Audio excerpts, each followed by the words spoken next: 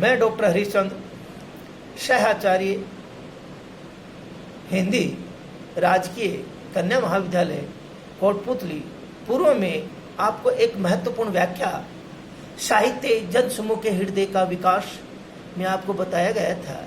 अगली जो व्याख्या है वो उससे भी महत्वपूर्ण है। प्रिय छात्रों, जब भी आप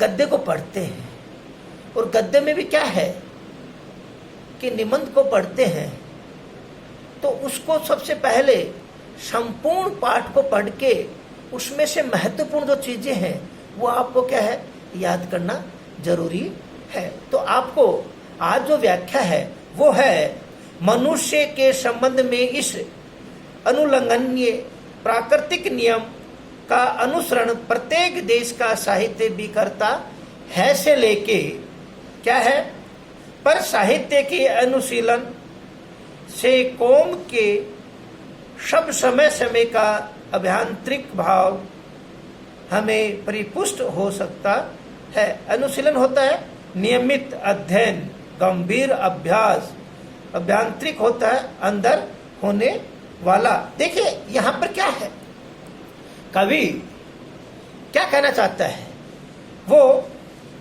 कहता है कि विद्वान और वैचारिक जो निबंध है उसकी प्रेरणा बालकृष्ण जो भट्ट है उनके लिए प्रसिद्ध है, और उसमें भी क्या है, हिंदी की जो विचारधारा है, निबंधों को सुदृढ़ नींव रखी है, जिसके कारण हिंदी निबंध साहित्य निरंतर क्या है, गंभीर विषयों पर क्या किया गया है, परिमार्जित भाषा शैली का मार्ग को आगे बढ़ाया है। और साथ में क्या है कि राष्ट्र मन की विवेचना, राष्ट्र मन की जो विवेचना है उसका क्या किया गया है, विश्लेषण किया गया है। उसी के साथ साहित्य वही सच्चा और अच्छा होता है जो किसी राष्ट्र सांप्रतिक तथा दूरगामी आकांक्षाओं को क्या करता है, प्रकट करता है। इसी का इस व्याख्या में बालकृष्ण भट्ट ने व्यक्त किया है कि राष्ट्र में समय समय पर विभिन्न भावनाएं क्या होती है, उमड़ती रहती है। उन्हीं साहित्य, उन्हीं संदर्भ को व्यक्त करते हुए जीवंत राष्ट्र का हर्ष, शोक, उत्साह, आक्रोश, गर्व, दर्प आदि मनोभावों को उसके साहित्य में प्रतिबिंबित किया गया है। तो देखिए क्या कहते हैं, बालकृष्ण भट्ट कहते हैं कि साहित्य, प्रत्येक देश का साहित्य, वहां के इतिहास क्या कहता है, मनुष्य के संबंध में इस उस देश का, वहां का इतिहास का, वहां की जाति का, वहां की सभ्यता का, वहां की भावों का क्या किया जाता है, प्रकाशन किया जाता है। उसी के कारण मनुष्य आंतरिक उदासी, प्रसन्नता, मुखमंडल को क्या करता है, प्रकट करता है। पहले बताया था प्रकट करता है। जब व्याख्या की जाए तो उसका जो पहले है उस चीज को क्या है, मनुष्य को, व्याख्या करने वाले को बताना जरूरी है। उसके कारण क्या है कि देश का जो साहित्य है उस देश के भीतर चल रहे कार्य, व्यापार, मनोभावों और मान्यताओं को क्या करता है, प्रकट करता है। उसी का क्या करता है, अनुसरण करता है। जिसमें कभी भी क्रोधपूर्ण अयंगराजन, कभी भी प्रेम का उच्छ्वास, कभी भी शोक और परिमार्जन, हृदय विधीर, करुणा। तो क्या है कि उसके मनुष्य मन में जिस प्रकार से अनेक भावों को क्या करता है, छिपाए रखता है। क्योंकि मन के अंदर क्या है, विभिन्न जो भाव है वो क्या होते हैं, छिपे रहते हैं। छिपे होने के कारण क्या है कि उसके जो भाव है वो व्यक्ति को क्या होता है, दिखाई नहीं देता है और बाहरी मुद्राओं को प्रकट कर देता है। ठीक वही नियम किस पर, मान्यताओं पर क्या होती है, प्रकट होता रहता है। उसी मान्यताओं पर क्या है, लागू होता है। इसी के कारण क्रोध से युक्त वातावरण समाज को क्या करता है, प्रभावित करता है। क्योंकि क्रोध जब आता है तो समाज को ऊपर क्या है, उसका प्रभाव पड़ता है। इसी के कारण इतना ही नहीं, कभी कभी समाज में भक्तिपूर्ण परिवेश का भी मनुष्य के आंसुओं में डूब जाता है।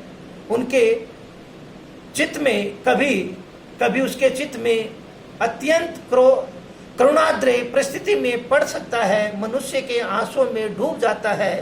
तो ये सभी स्थितियां सहज प्रकृति है, उससे यह क्या होता है, प्रकृति भाव को उद्गार देखा जाता है। अनेक प्रकार की जो प्रकृति है उसका क्या है, जो भाव है वो क्या होता है, उससे उद्गार होता है। इसीलिए साहित्य आदि जनसमूह नेशन, साहित्य उसका क्या है, नेशन जो है, जनसमूह है, वो क्या है, चित्त को क्या करता है, प्रकट करता है, उसी का क्या करता है, संगत करता है। किसी देश का इतिहास पढ़ने से केवल बाहरी हाल हम उस देश का जान सकते हैं, पर साहित्य से देखिए, इतिहास को पढ़ने से क्या है, केवल जो बाहरी जो है उसको आप क्या है, देख सकते हैं, परंतु क्या है, आंतरिक जो चीज है उसको उस इतिहास से आप नहीं देख सकते। क्यों कि इतिहास तो क्या करता है, केवल बाहरी जो चीज है उसको पढ़ के क्या करवाता है, ज्ञान करवाता है।